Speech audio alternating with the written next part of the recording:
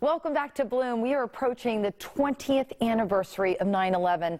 In today's Military Monday, we're focusing on honoring 9/11 with learning to love our neighbors. Joining us is Eric Rittmeyer, a former U.S. Marine and an expert in the fields of mental toughness and emotional intelligence, who is also the author of the book, The Emotional Marine: 68 Mental Toughness and Emotional Intelligence Secrets to Make Anyone Instantly Like You. Welcome back to Bloom, Eric. Yeah, it's so nice to see you. Thanks for having me back again. This is a serious topic today. Normally I'm goofy and silly. Serious topic today. Yeah, very serious, because we are approaching the 20th anniversary of 9/11. What memories does that evoke with you? So many emotions. I think like everybody else, right? You can remember where you were, what you were wearing, who you were with, what the weather was like. That's the thing about emotions. I mean, we have these very strong feelings internally, and it puts these marks on us internally. It was just such a horrible event.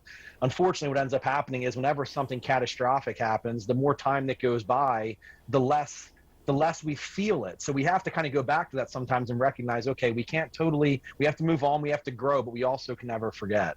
We can never forget, and you're right. I remember I was at CENTCOM at MacDill Air Force Base doing a live shot, and we were watching NBC Live while we were waiting for our hit, and we saw it all unfold, and it was just unbelievable. And to your point, we need to remember, and we also need to learn to honor 9/11 with learning to love our neighbors.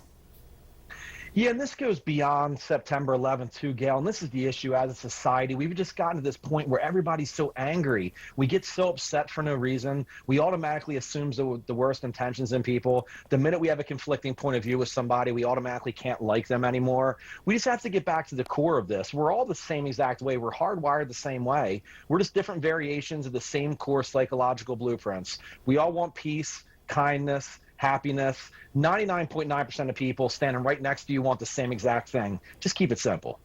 Yeah, but how can we do it? Because to your point, people have gotten pretty nasty. All you have to do is log on to social media to see that. I catch tons of hate there too, Gail. I'm sure you do, right? Twitter's a horrible place to be. I don't even want to be on Twitter. I don't even go on it. Jeez.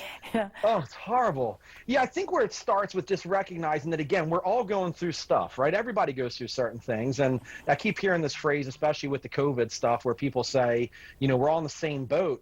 And I say, no, we're not all in the same boat. We might all be in the same storm, but the boat we came into this storm on varied on our level of mental preparedness.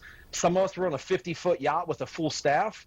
Others of us were in a 5-foot inflatable with a hole in the boat and one paddle. So to say we're all in the same boat's not accurate. I think it starts with just realizing the person next to us might be having a difficult time. Just be very easy just to say, hey, how are you? What's going on? Have a nice day. Just really simple stuff just to show people we care.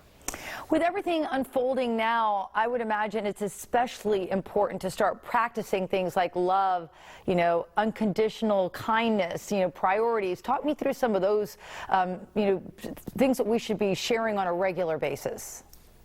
Yeah, we get so wrapped up in this stuff, right, Gail? We get so wrapped up in me.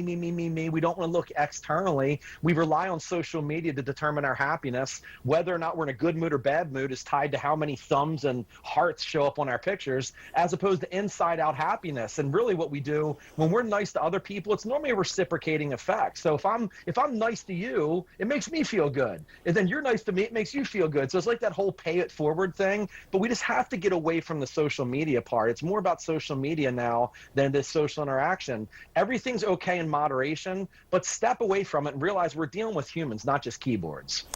And I know that you're a big advocate of gratitude, because if we even start our day with gratitude, it's going to unfold so much better.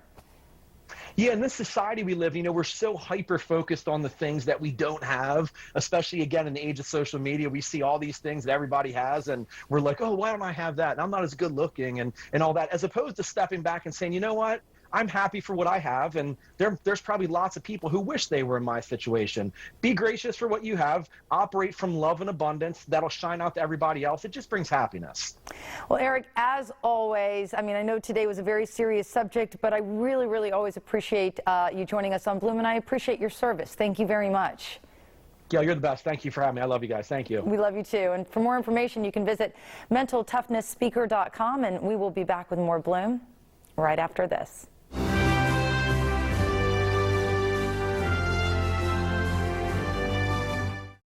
Choose